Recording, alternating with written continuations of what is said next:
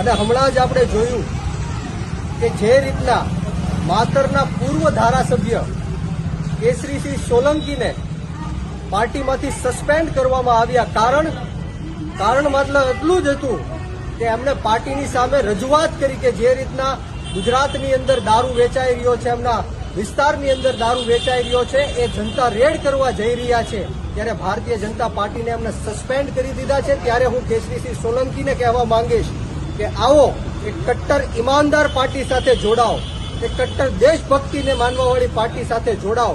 આવો આપણે સૌ સાથે મળીને ગુજરાતની અંદરથી દારૂનો નિસ્ત નાબૂદ કરીએ. જનતા રેડ કરીને જે ગાંધીનું અને સરદારનું ગુજરાત છે એમાંથી જળમૂળમાંથી દારૂને હટાવીએ. હું આ તકે કેસરીસિંહ સોલંકી સાહેબને વિનંતી કરવા માંગુ છું કે આવો આમ આદમી પાર્ટીનો ખેસ પહેરી લ્યો અને આપણે સૌ સાથે મળીને ગુજરાતની અંદરથી દારૂને નિસ્ત નાબૂદ કરીએ.